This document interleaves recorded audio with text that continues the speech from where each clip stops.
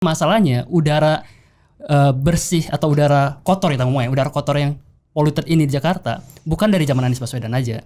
Bahkan berdasarkan catatan dari Pak Ahok juga yang galak itu. Yes, itu ngejelasin di dalam mobil pun kita masih terpapar polusi dan tetap beresiko terkena penyakit-penyakit yang berhubungan dengan polusi udara.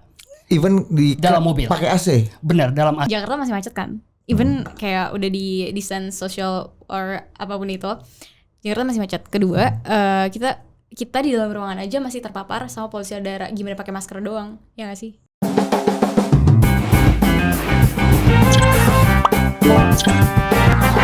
Oke, selamat siang netizen yang suka ngomel-ngomel kalau host kebanyakan ngomong. Ya, dan apa sih nih host nggak jelas? Nanya yang tegas dong. Nah. Lu kalau nggak suka cabut aja. Gue sebel juga. Iya makanya udah jarang-jarang nonton, cuma lewat ngatain pula kan. Gue yakin mereka juga nggak subscribe tuh. Iya, yang ngata-ngatain kalau lu subscribe nggak apa-apa ngata-ngatain. Ya, lu katain gua kayak apa juga terserah lu. Lucu juga ya. Iya. Tapi kali ini kan kita topik yang jelas dong, yang berdampak dong buat publik nih.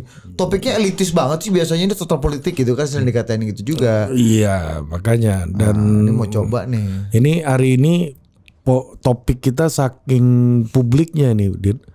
Iya kan? Saking publiknya gitu.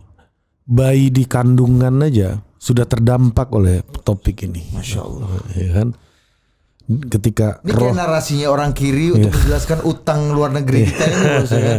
ketika roh sudah dihembuskan kepada di dalam kandungan itu, topik ini berdampak. Utang luar negeri bukan? Karena kan selama ini narasi orang-orang kiri kan bilangnya utang luar negeri kita itu bahkan ditanggung sampai anak cucu Anda yang masih ada di jabang bayi di dalam kandungan. Yang bahkan masih berbentuk sperma. Dan belum spermanya bahkan belum bertemu dengan indung telur. Iya, dan sperma pun terpengaruh oleh isu ini. Dan bahkan spermanya belum masuk ke dalam mulut rahim. Nah, kali ini kita sudah kedatangan bicara udara. Jawar ya dari Nggak jelas ya. Iya. Openingnya nggak jelas memang. Makanya gue lama-lama gue tonton video gue, pantesan orang ngamuk.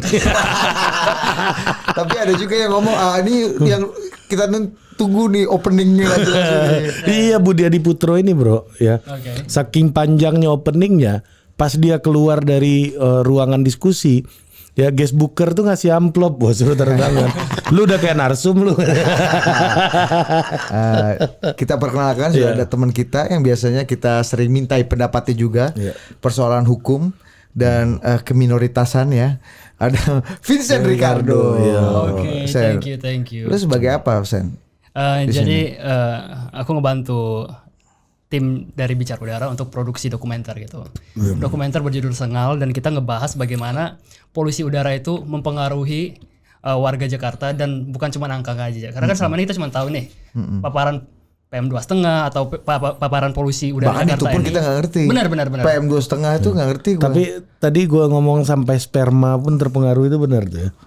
To some extent ya benar. Iya, Jadi benar dia. Tapi sebagai content creator senior lu kayaknya harus memperbaiki kualitas mikrofon lu. Oke. Iya, makanya lu karena di Jakarta, makanya sperma lu jadi terganggu, Dit. Gimana caranya? Gimana membuktikannya?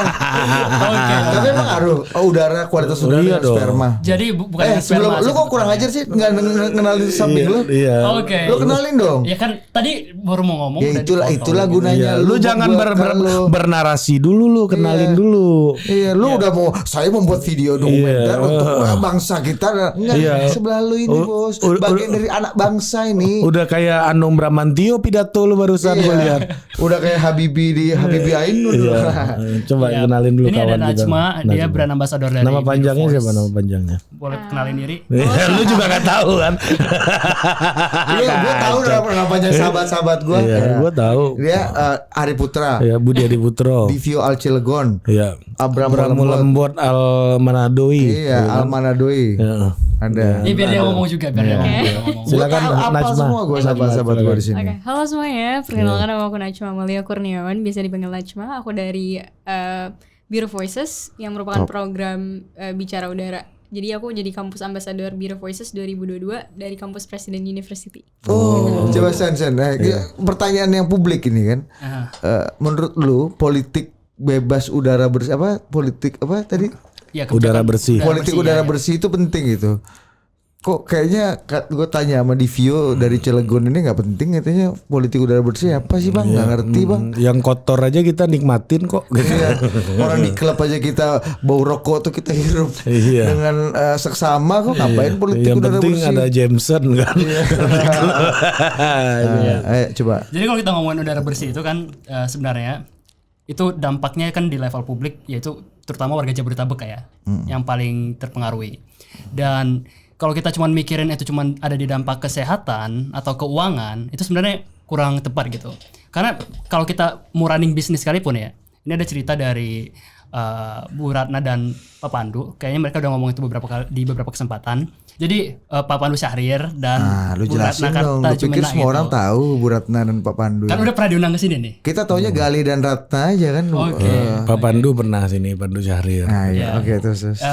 Mereka udah sering ngomong di beberapa kesempatan itu investor dan juga perusahaan-perusahaan dari luar, startup yang berpikiran untuk masuk ke Jakarta itu mikir 2 kali, dan dalam beberapa kesempatan itu ada yang nge-cancel pendirian headquarter di sini karena mereka tahu udara di Jakarta itu nggak bersih. Akhirnya mereka milih di Singapura atau di kota-kota lain di Asia Tenggara yang lebih bagus udaranya. Oh iya, itu masuk dalam apa namanya obstacle atau hambatan ease of doing business di Indonesia ini berarti ya? Iya, untuk sebagian perusahaan memikirkan itu begitu. Jadi dari segi bisnis sekalipun ini mengganggu gitu. Jadi bukan cuma kesehatan. Karena dari segi kesehatan kan kita udah ngomong banyak ya. Tapi jangan perusahaan air purifier malah buka cabang di sini karena kotor. Ada banyak air purifier, cuman kan air purifier di sini itu emang fokusnya untuk menengah ke atas ya. Dan masalahnya nggak semua orang bisa beli air purifier. Arif Benar, Putra aja. Lanjut. Terus. Nah, Kenapa penting itu politik udara bersih itu? Karena yang kata Divio di Cilegon, gue sehat aja nih bang. kalau kita ngomongin udara bersih di Jakarta ya itu penting banget karena efeknya itu dari janin, dari masih dalam kandungan itu bisa dipengaruhi gitu. Bahkan bukan cuma kita yang udah hidup dan dewasa sekarang kan di usia 20 sampai 30 tahun gitu. Untuk janin sekalipun terpengaruh dan efeknya tuh bisa ke stunting. Itu kan saya sudah bilang tadi. Ya benar. Kenapa Anda ulangi lagi? Ya artinya mengkonfirmasi Anda. Konfirmasi Lu gitu. kenapa sih orang mau ulangnya nggak apa-apa? Bung Karno aja kalau pidato mengulang-ulang kan. Iya. Jikalau Indonesia merdeka, jika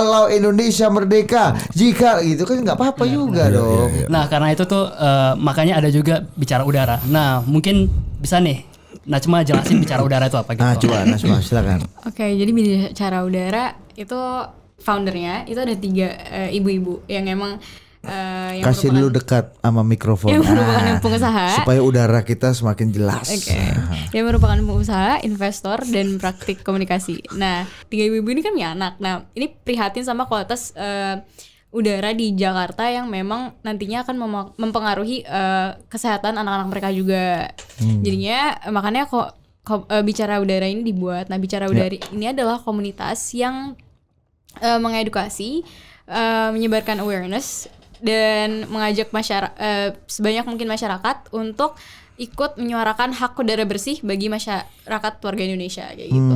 Berarti siapa yang selama ini bertanggung jawab dan paling kurang ajar gitu ya membuat udara Jakarta tuh nggak bersih?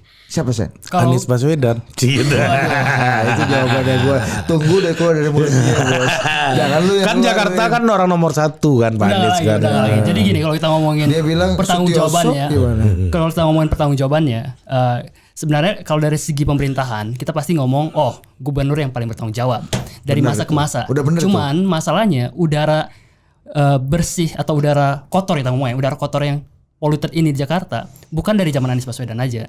Bahkan berdasarkan catatan dari Pak Ahok juga yang Tegal. galak itu. Yes, jadi dari catatan Lukna Tegal ada tuh peneliti dari Belanda itu ngomong polusi udara itu udah ada dari zaman Hindia Belanda. Jadi ini bukan isu baru, tapi udah isu lama, dan bahkan ada satu catatan lagi dari Van der Kris, peneliti dari Belanda juga, itu ngomong warga Hindia Belanda itu sempat protes karena ada tungku pembakaran batu kapur di Hindia Belanda yang membuat sesak napas warganya begitu. No. Jadi isu ini bukan suatu isu yang ini salahnya Pak Anies, ini salahnya Pak Jokowi sebagai gubernur, Pak Ahok dan segala macam. Tapi memang tiap-tiap dari mereka seharusnya bertanggung jawab untuk memperbaiki udara di Jakarta begitu.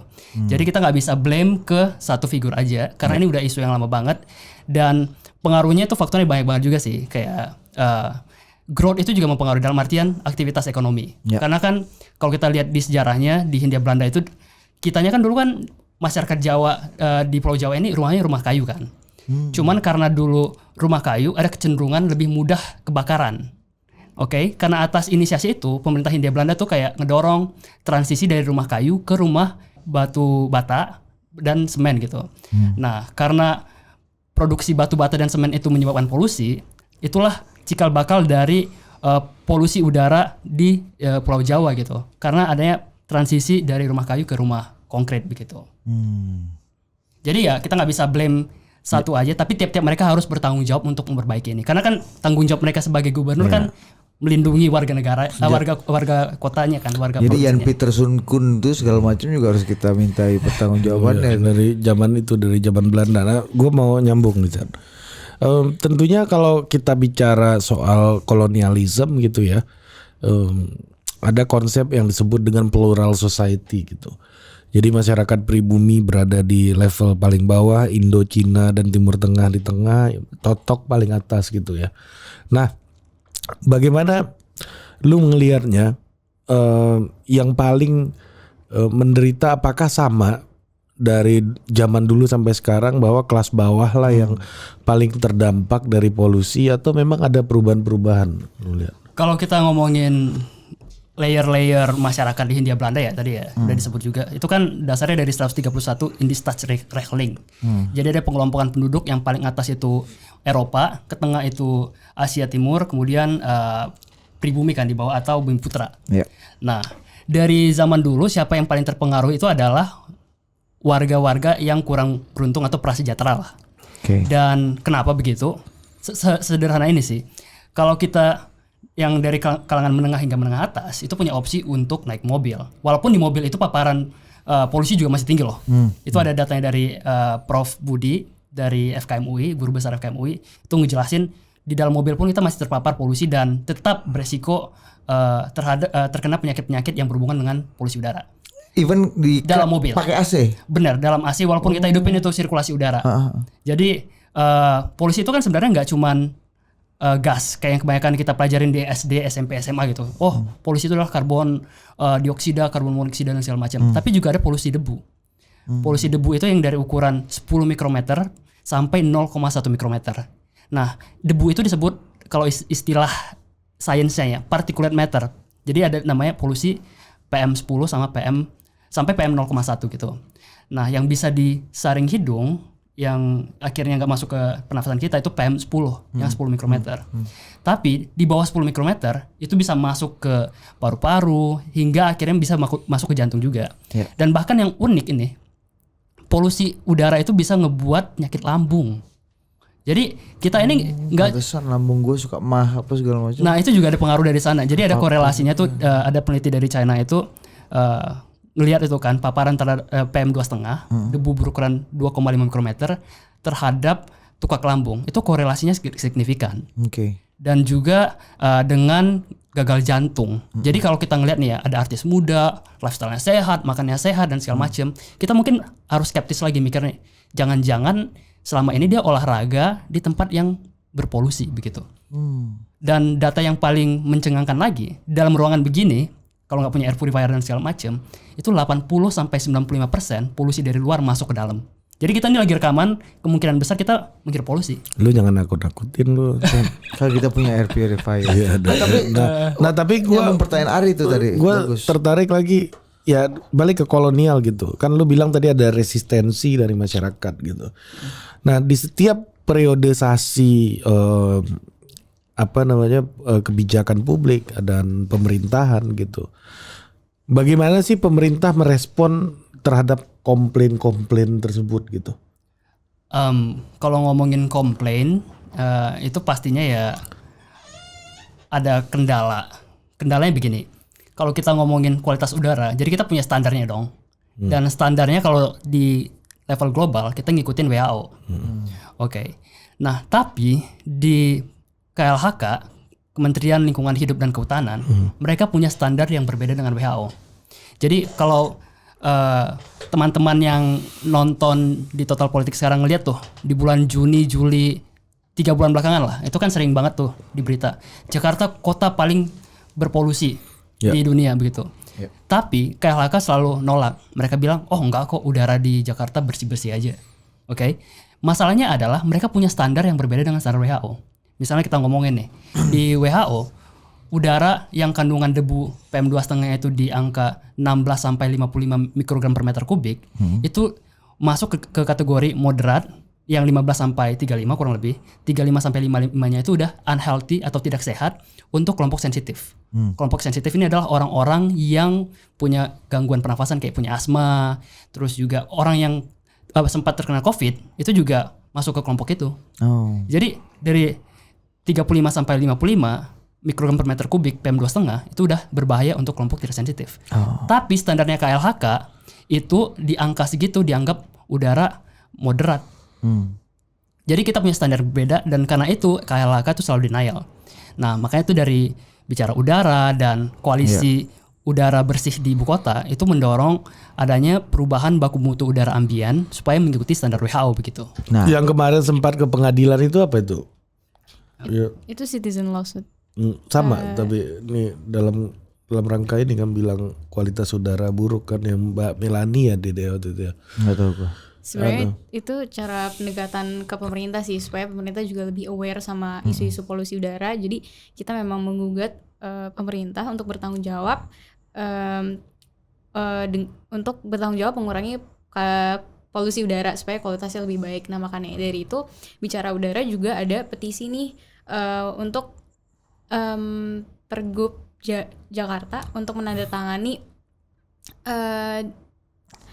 peraturan daerah untuk pengendalian udara kayak gitu. Nah itu petisinya ada di change.org. Emang apa yang masih bolong gitu kan? Kalau kita tuh bahkan Vincent bilang negara kita tuh negara yang udah lengkap dengan aturan gitu. Justru malah problem kita bukan adanya aturan, tapi aturannya dijalankan apa enggak gitu kan? Sebenarnya aturannya bukan aturan dijalankan atau enggak sih. Lebih tepatnya apakah aturannya sesuai sama standar kesehatan yang ada atau tidak gitu. Jadi ada Prof Budi juga. Iya luar aja. Gue disebut-sebut padahal gue belum prof.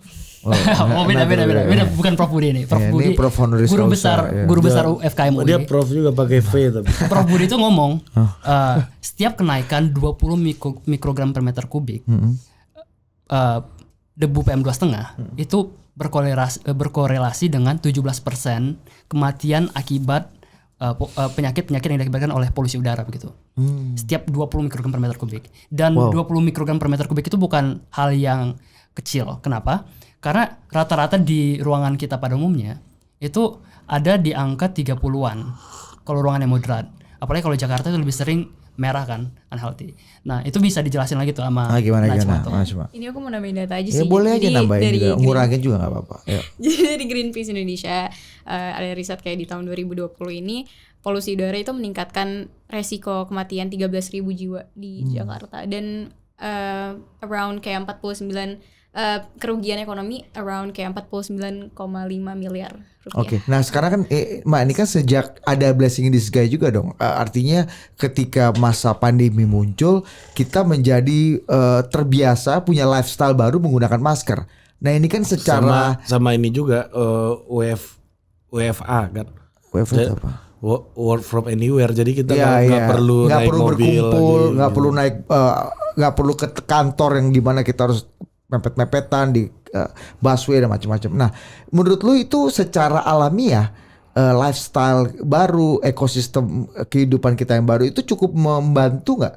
Kan perjuangannya panjang nih, mengubah regulasi, membangkitkan awareness. Tapi dengan satu lifestyle yang memang secara alamiah udah terjadi itu sangat membantu nggak mengurangi beban polusi dan dampak polusi ini?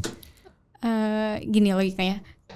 Jakarta masih macet kan, even kayak udah di distance social or apapun itu, Jakarta masih macet. Kedua, kita di dalam ruangan aja masih terpapar sama polusi udara. Gimana pakai masker doang, ya nggak sih? Kayak masker kan nggak nutup totally kayak 100% kayak gitu nggak kan? Kita masih bisa nafas kan? Ya, artinya lifestyle baru pun tidak mengurangi dampak dan potensi kita menjadi tadi ya tercemar polusi ya.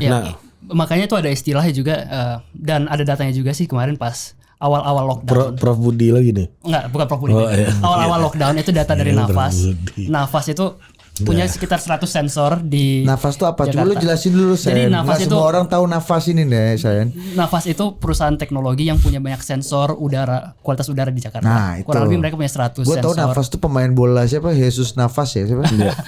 Nafas Yesus. Nah, intinya dari data mereka, ketika lockdown itu bahkan di beberapa momen polusi udara tuh malah naik. Kenapa? Karena polusi udara itu nggak cuma disebabkan oleh aktivitas di dalam kota di Jabodetabek Oleh atau kendaraan ya? kendaraan, tapi juga ada yang namanya transboundary pollution. Bahasa sederhananya yang disederhanakan oleh mantan gubernur Jakarta itu polusi itu tidak ber-KTP. Jadi aktivitas di PLTU batubara di Desa Lontar atau yang di Jawa Barat itu ketika terbawa angin itu bisa menghasilkan polusi di Jakarta. Nah, jadi isunya ini bukan cuman Jakarta sebenarnya. Bukan teritori lagi ya? Bukan teritori lagi. Ini antar yurisdiksi. Jadi memang harus duduk bareng pemangku kepentingan, baik itu Gubernur Jakarta, Gubernur Jawa Barat, atau Gubernur Banten begitu. Dulu itu ada gini Dit, Najba.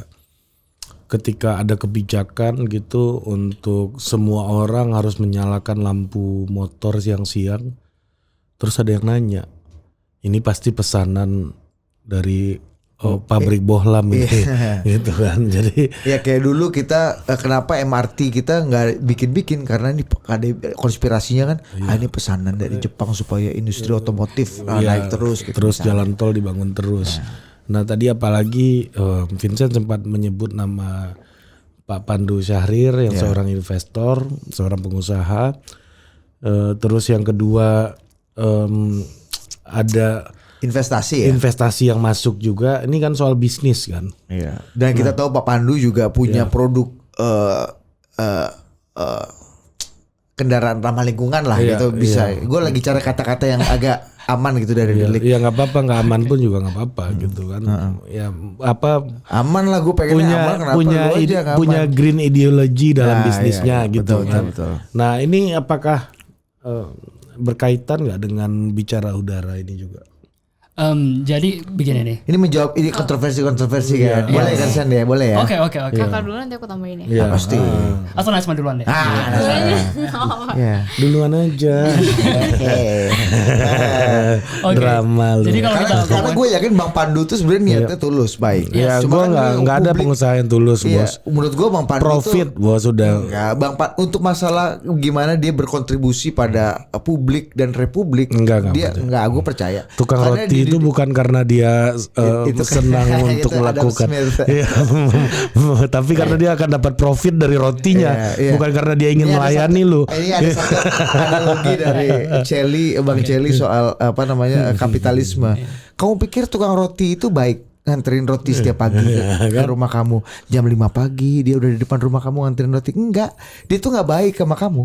Dia pengen kamu beli rotinya sehingga dia dapat profit dan keuntungan dari roti itu. Iya, lu lupa juga lu dengan apa tuh nama adik Gium itu. Kan gue supaya tadi gue udah ada tuduhan, jadi gue harus alas sedikit. Iya, biar berimbang gue juga akan membela gitu kan, kayak gitulah. Ini perdebatan nggak penting ya. Oke, silakan. Dramatisasi aja nih. Jadi gini, kalau kita ngomongin lingkungan dan bisnis terutama ya, kita ngelihat transisinya di level global itu juga memang menuju ke green economy, green capitalism bahkan kita sebutannya. Mungkin kalau mau bahasa yang lebih peyoratif ya.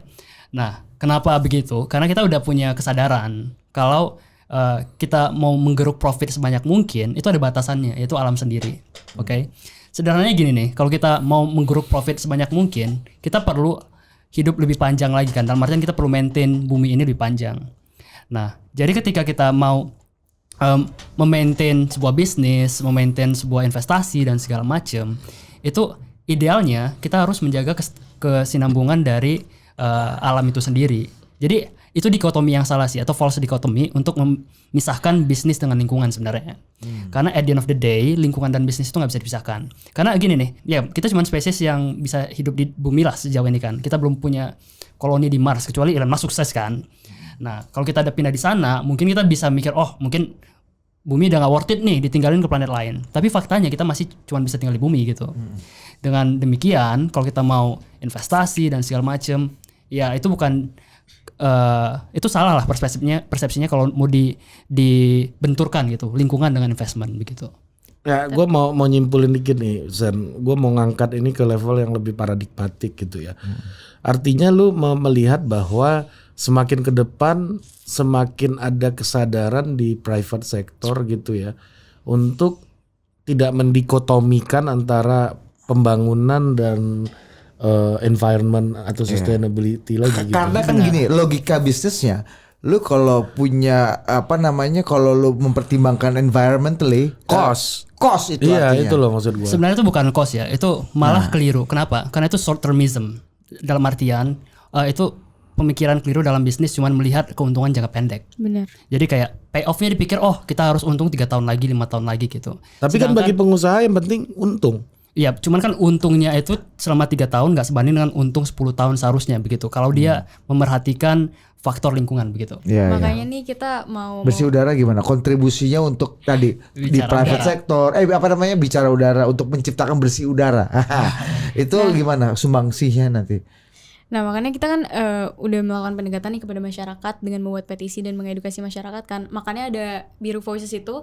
Jadi ada mahasiswa-mahasiswa dari kampus yang berbeda itu nanti mereka punya campaign sendiri-sendiri mengenai polusi udara yang berkaitan atau berkesinambungan oleh aktivitas masyarakat sehari-hari. Oke, ini kan gini ya.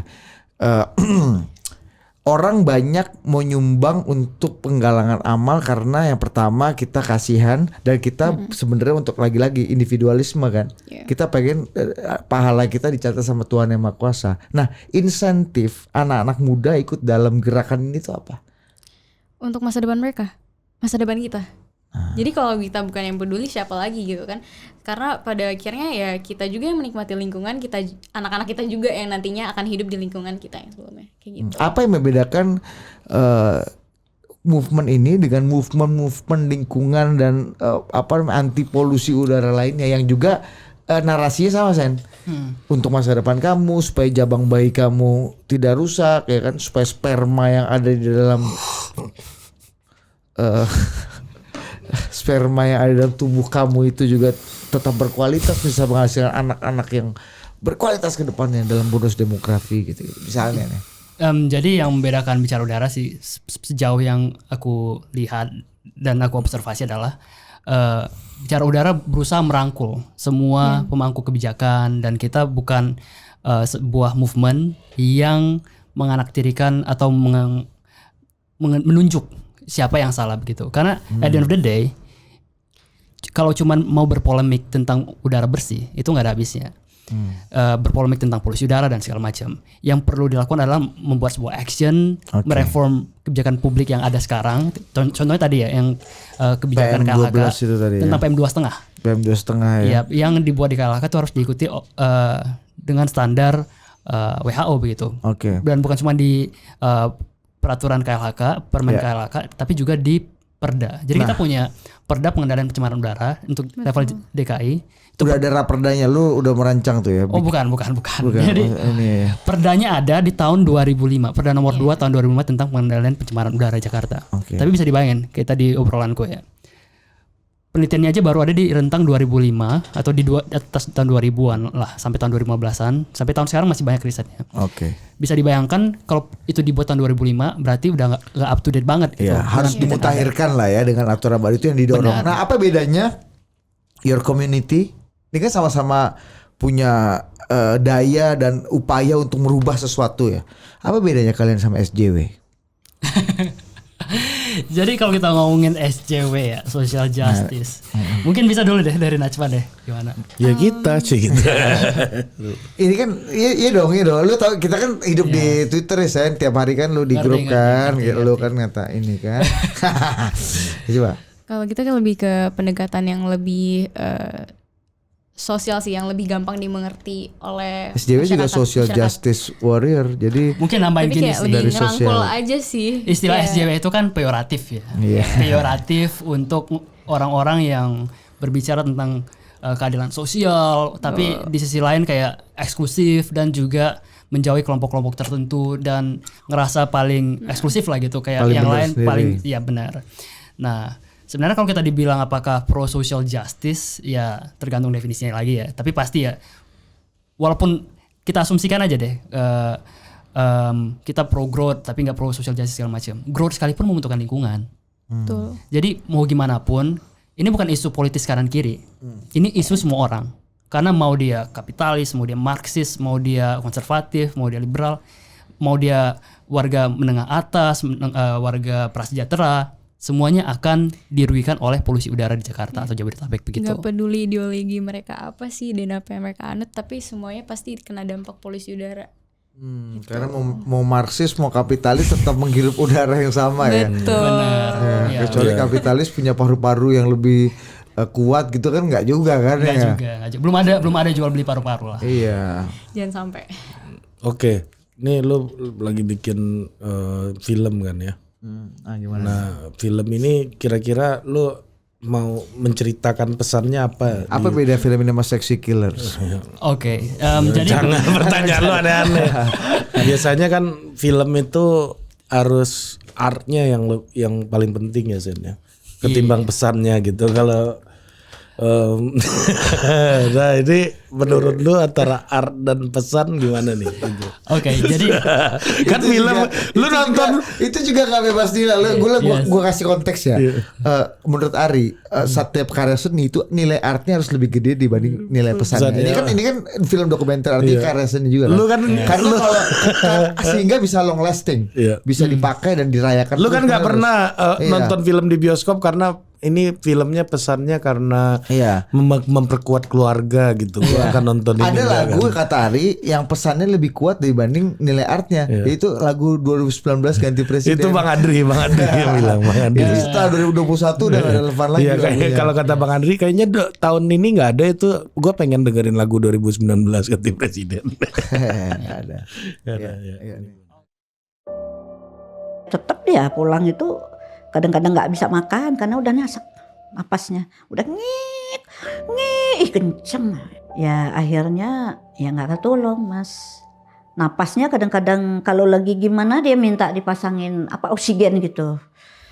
Waktu gubernur mengatakan polusi itu tidak ber-KTP, saya pikir itu jawaban yang abal-abal, tidak mencerminkan level seorang gubernur. Yang jadi masalah dengan pemilihan batu bara sebagai sumber energi utama di Indonesia adalah karena banyak biaya-biaya tersembunyi atau apa yang disebut oleh ekonom sebagai eksternalitas negatif yang akhirnya harus ditanggung oleh masyarakat dari dampak-dampak negatif dari batu bara. Ya, jadi memang kami dari DPRD DKI belum ada suatu aksi yang serius untuk mengurangi pencemaran udara. Dalam hal kewenangan kami yaitu melakukan fungsi legislasi. Dengan keterpaparan terus-menerus seperti itu, dan kalau polusi udaranya tidak segera dikurangi, atau bahkan kalau mungkin dihilangkan, maka ya risiko bagi rakyat Jakarta akan terus menderita penyakit-penyakit yang terkait dengan polusi udara. Ya, sudah banyak sekali penelitian yang dilakukan, terutama di luar negeri, tentang dampak polusi udara yang dihirup oleh ibu hamil dan dampaknya terhadap bayi yang sedang dikandungnya. Dampak yang paling jelas dari semua penelitian itu adalah berat badan lahir rendah pada bayi yang nantinya akan dilahirkan. Jadi concern aku sama polusi udara itu bukan cuma kesehatan pribadiku aja, tapi juga kesehatan bayi yang aku kandung dan masa depan dia nanti. Coba lu jelasin dulu Sen. Iya, kenapa ada Prasetyo Edi secuplik aja jadi. Enggak, satu pertanyaan. Kenapa dua orang anggota DPRD yang diwawancara itu dua-duanya oposisinya gubernur Anies Baswedan? Jadi sebenarnya Gilbert gini. sama William. Jadi sebenarnya kita udah coba reach out ke beberapa partai lain, tapi yang menerima kita di saat itu dan sampai proses syutingnya selesai itu hanya di PSI dan PDIP. Jadi kita bukannya tidak berusaha menjangkau partai-partai yang pro Anies atau yang mengusung Anies sebagai calon presiden di 2024, tapi kita sudah reach out. Kita juga reach out ke Kepala Dinas Pemprov DKI untuk urusan lingkungan hidup gitu. Dan itu juga nggak direspon. Sebenarnya direspon di awal, cuman kemudian tiba-tiba dibalas 2 minggu kemudian katanya set up meeting. Tapi hingga hari ini juga masih belum ada kejelasan kapan mau diwawancarain begitu. Sedangkan Tapi film lu udah jadi nih ya berarti ya? Iya udah jadi, dia tinggal finishing aja lah. Tinggal finishing selama beberapa hari ke depan dan di 28 itu bakal dirilis Nah, gitu. coba lu kasih dulu ke penonton ini. Apa yang mau lu Apa share yang lu mau sampaikan dan kira-kira ini kan maksud gua gini, ini film secara seni mungkin nggak terlalu utama ya. Yang paling penting kan message. ini message untuk mengubah mindset orang, perspektif orang dalam melihat persoalan udara. Pasti tujuannya itu bukan untuk dinikmati ini film, maksud gua itu satu hal lah gitu ya. Untuk dinikmati sebenarnya begini, aku pribadi tuh orang yang percaya kalau film itu ada dua bagian story dan bagian art. Bagian artnya itu sinematografinya berarti ya. Dan di film Sengal ini, di dokumenter Sengal ini, kita juga ada bagian animasinya juga untuk mempermudah visualisasi dan mungkin sebagian entertainment juga lah. Itu emang agak spesialisasi lu tuh Sen. Yes. Dengan grafis-grafis dan animasi-animasi yang bikin orang lebih gampang. Tapi tetap pesan nomor 1, itu nomor 2 tuh. Dan sebenarnya dari pesannya sekalipun, dari judulnya udah Sengal ya. Sengal itu artinya dalam konteks tersengal-sengal itu sulit bernafas atau sesak nafas gitu ya, terengah-engah. Dan itu kan bukan kalimat yang populer ya. Dan kita berusaha mempopulerkannya dengan harapan orang-orang lebih sadar lagi nih. Kalau polusi udara itu menyebabkan gangguan pernafasan, dan bukan cuma itu, tapi juga ke gangguan hingga serangan jantung, tukak lambung, kanker dan segala macamnya begitu. Bahaya itu masalah lambung nih, masalah perkotaan bahkan kita punya satu narasumber, gara-gara polusi udara dia jadi sering batuk dan mengganggu saluran pernafasannya pasti. Dan dia itu karena sering batuk-batuk menyebabkan hernia, turun brok. Jadi ini banyak banget penyakit-penyakit yang di luar dugaan kita itu disebabkan oleh polusi udara gitu. Nah, kira-kira gini, bro. Gua nonton dokumenter terakhir tuh di Netflix itu Game Changer ya, lu nonton kan? Jadi intinya ya membuat atlet-atlet ini bebas dari cedera itu yaitu plant based gitu. Jadi dia makan jadi vegan gitu kan. Jadi fisiknya lebih bagus, dan itu kan tujuannya akhirnya orang mendorong orang untuk bergaya hidup, lifestyle-nya plant based juga gitu. Nah, kira-kira kalau dari film lu itu apa dari perilaku yang hendak lu dorong gitu ya, dan perubahan sikap dari penonton-penonton lu soal udara di Jakarta gitu? Sebenarnya kalau yang diharapkan dari perubahan gaya hidup tuh banyak ya tentunya ya. Dan bukan cuma gaya hidup aja, itu kan di level individual tuh. Tapi juga kita mendorong ke level kolektif, dalam artian kebijakan publik yang tadi sempat disebutkan, perubahan standar baku mutu udara ambien dan segala macamnya. Dan di level pribadi ya kita berharap seenggaknya ya tiap-tiap individu yang di Jakarta berusaha melakukan uji emisi. Satu. Kemudian untuk yang mobilitasnya rendah, coba deh gunakan transportasi publik. Nah, untuk orang-orang yang mobilitasnya tinggi dan membutuhkan mobil, coba deh gunakan Pertamax. Karena kalau kita lihat lagi ya di Eropa, itu ada standar Euro 1 itu udah dilarang, yaitu yang oktannya di bawah 92, jadi 90, 89. Bahkan Pertalite aja nggak boleh ya kan, 90 ya oktannya. Yes, jadi itu nggak boleh di Eropa. Kenapa? Karena makin rendah oktannya, pembakarannya makin jelek. Karena pembakaran makin jelek, dia menghasilkan buangan dalam bentuk polusi, terutama debu, itu makin tinggi pula. Ya, pakai Shell dong. Waduh. Lu pakai. Ini bukan pesan sponsor ya, jadi nggak ada. Pakailah Vivo Kosmetik. Kalau gue Shell. Sebutin semua aja ya, Pertamina gitu-gitu. Pertamina. Mau dilap kacanya masuk. Di Pertamina kan nggak ada tuh. Tapi di BP British Petroleum bisa bos dilap dan diisi. Ya kan ikut Shell. Enggak, tapi duluan Shell. Vivo lebih progresif. Ya Vivo yang handphone ini. Nah ya. Sorry saya ini agak rusak memang. Ya, justru di sini nih kegembiraannya saya. Benar. Ya kan. Nah, oke. Kalau di sini nih art lebih penting dari pesan. Makanya pada bingung kan. Ini talk show apa sih gitu. Nah, Najma, ini bicara soal di banyak survei itu memperlihatkan bahwa isu lingkungan ini jadi sebuah concern dari anak muda. Ya Gen Z gitu ya, terutama Gen Z gitu. Dan itu sebenarnya ya, ini concern itu sejauh apa sih anak muda itu sekarang sudah memahami itu gitu ya, memahami soal lingkungan itu sepenting apa buat kehidupan mereka hari ini. Termasuk juga dari film ini kira-kira apa ya, sama kayak ke Vincent tadi, apa perubahan perspektif paradigma gitu atau perilaku yang ingin didorong gitu. Kalau mungkin sejauh apa untuk spesifik anak muda ya belum ada surveinya, tapi yang kalau di yang bertemu lah, yang ketemu lah sama kegiatan bicara udara ini gitu. Kalau misalnya sejauh kegiatan bicara udara ini, Biru Voices ini cukup banyak sih anak-anak yang memang tertarik kepada isu-isu lingkungan, khususnya isu polusi udara. Karena waktu itu aku kampanye tentang lari, banyak banget orang yang banyak banget orang yang nonton. Dan kan emang aku ada beberapa komunitas lari emang nonton live Instagram aku tentang dampak polusi udara terhadap pelari.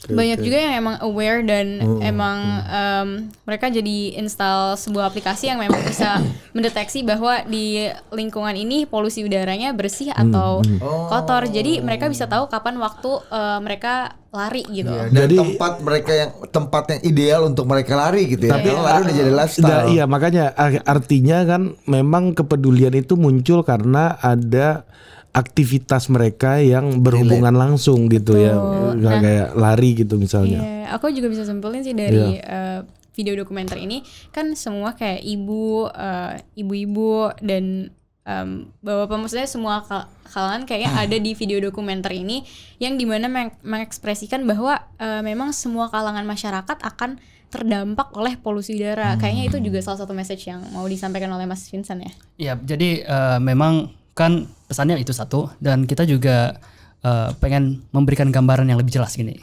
Kenapa? Karena polusi udara itu banyak banget orang nggak relate, karena keluarganya nggak terdampak langsung. Betul. Dan kalaupun terdampak nggak tahu itu terdampak karena polusi udara. Benar. Jadi bahkan ada kita wawancara beberapa narasumber, mereka tuh nggak tahu detail-detail dari gangguan pernafasan atau gangguan-gangguan yang disebabkan oleh polusi udara begitu.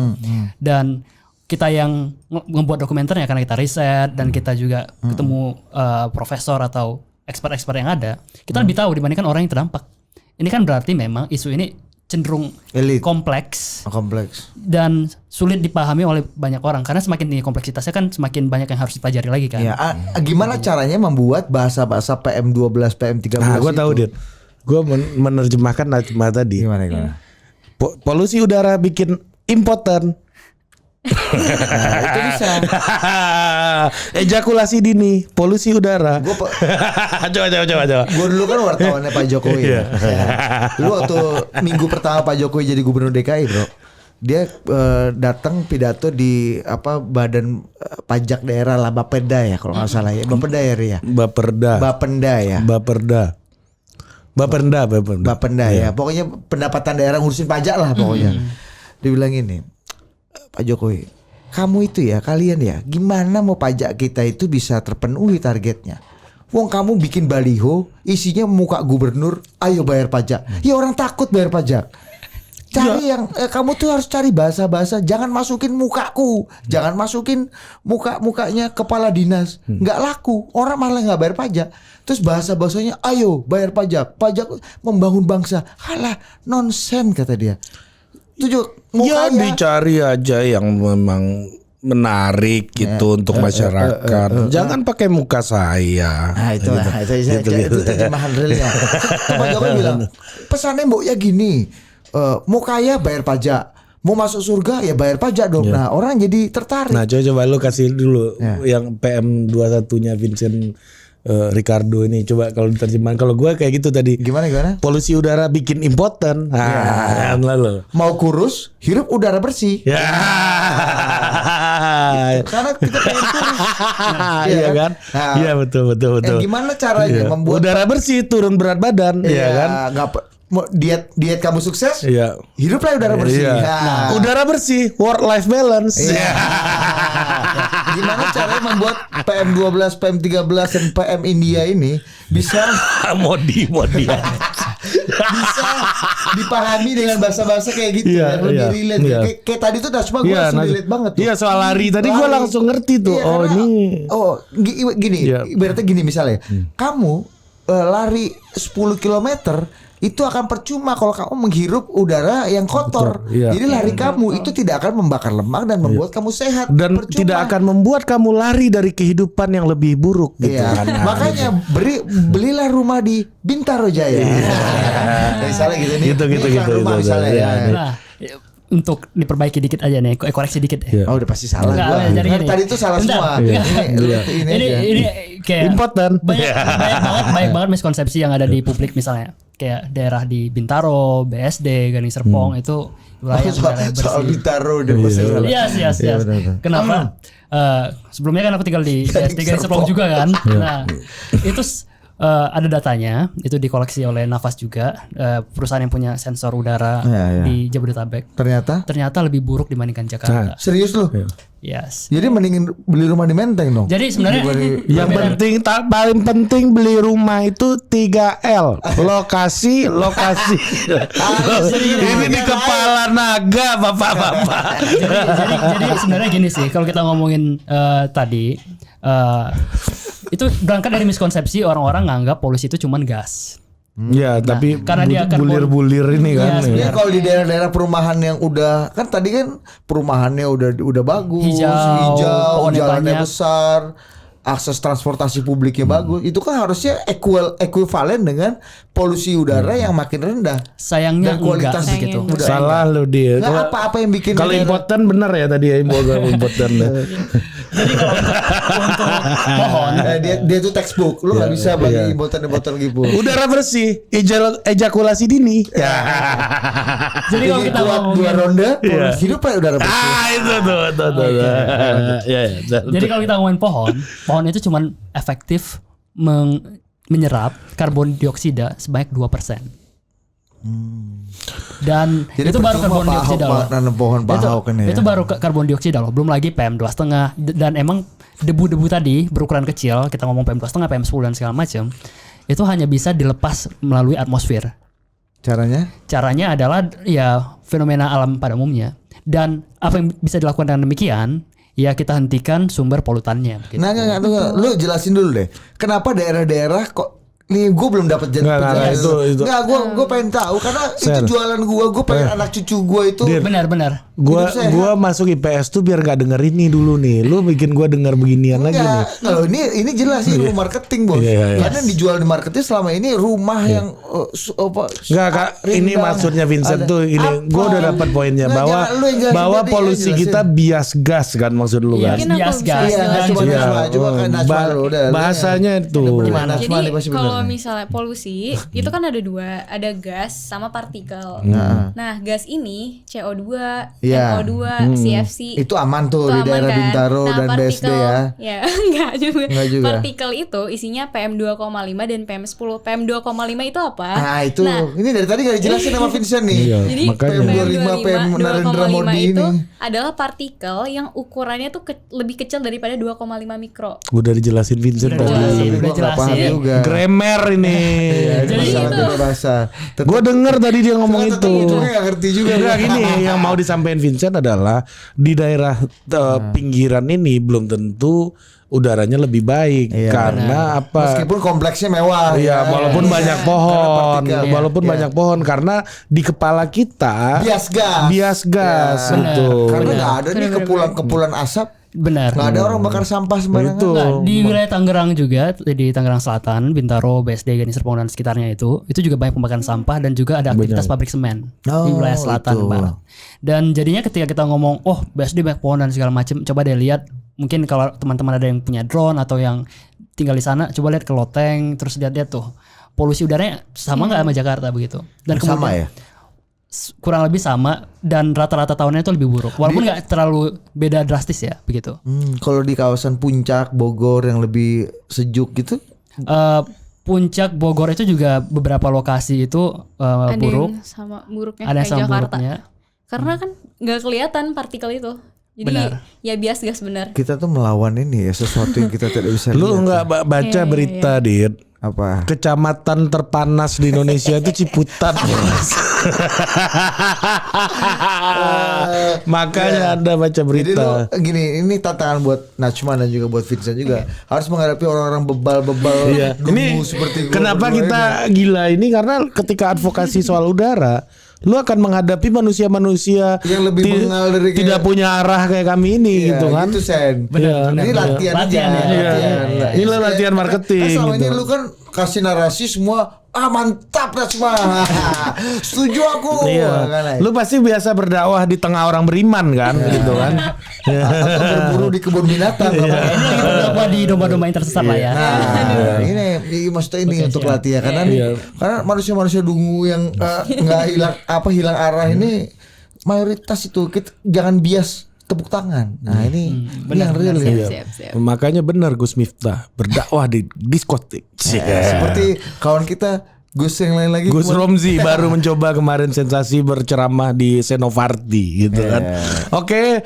Pesan terakhir. Kasih dulu pesan terakhir. Oke, ini untuk nonton film lo.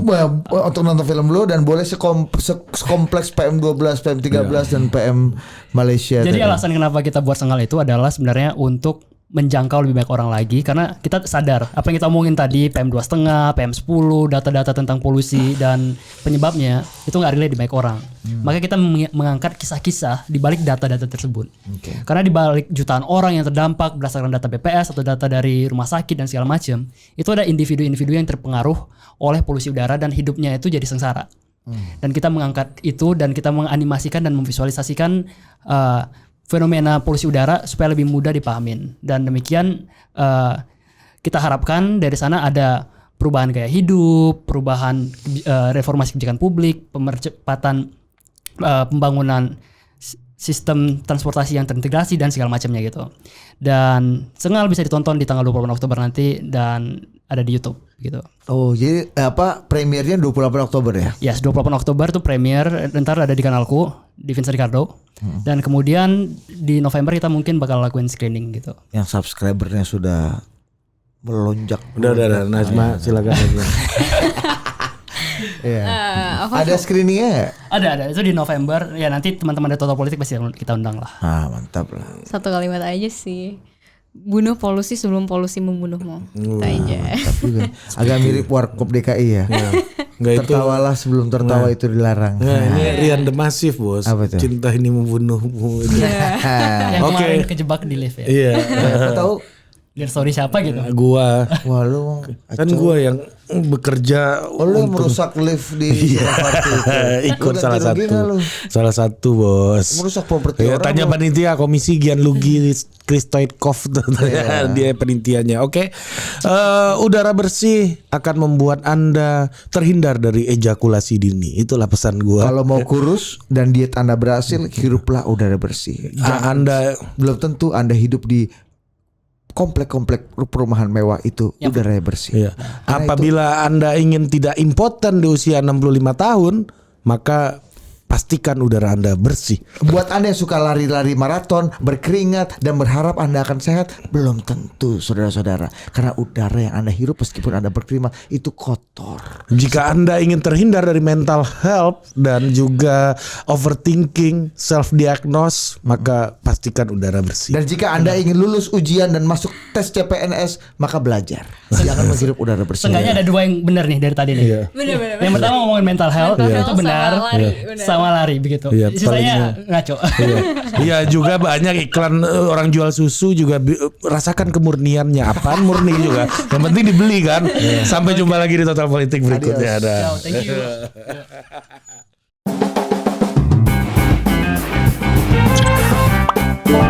you.